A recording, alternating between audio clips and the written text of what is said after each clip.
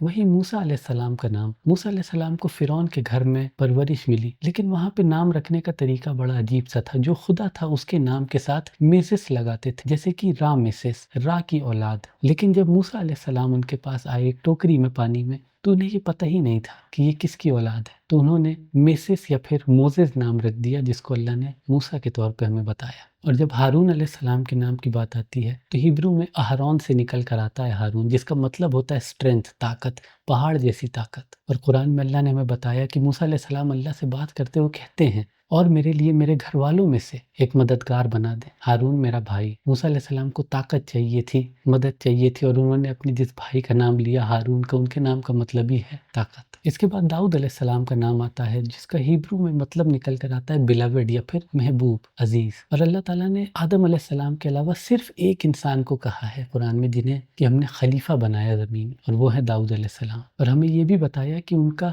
Nature اتنا محبت والا تھا کہ جب وہ زبور گاتے تھے، تلاوت کرتے تھے اس کی، تو پرندے اور جانور تک آ کر کے سننے بیٹھ جاتے تھے۔ سلیمان علیہ السلام کا نام آتا ہے ہیبرو کے شلوموں سے، جس کا مطلب ہوتا ہے ہولنس، کمپلیٹنس یا پھر مکمل۔ اور قرآن میں ہمیں پتہ اللہ نے بتایا کہ سلیمان علیہ السلام نے دعا کی اللہ سے کہ میرے رب مجھے ایسی حکومت دیجیے جو آپ آگے کبھی کسی کو نہ دیں۔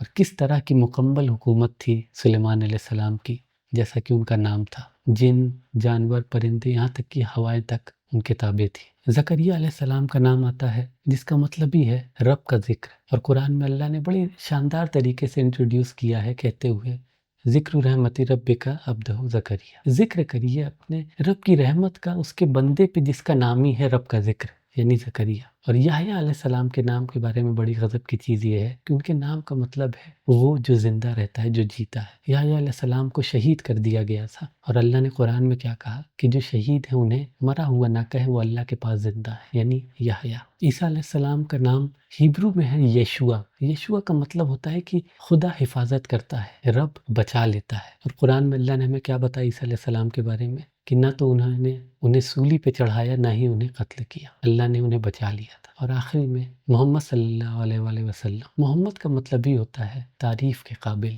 جس کی تعریف کی جائے، مستقل تعریف کی جائے۔ اور جیسا ہم دیکھتے ہیں کہ ہر وقت اس وقت زمین پہ رسول اللہ صلی اللہ علیہ وآلہ وسلم کے لیے درود پڑھا جاتا ہے، ہر نماز میں ہر وقت اللہ کے نبی کی تعریف ہو رہی ہے۔ تو یہ تھے کچھ نام اللہ کے انبیاء کے، اور کس خوبصورتی سے اللہ نے ان کا استعمال کیا قرآن میں ان کا تعارف کرانے کے لیے۔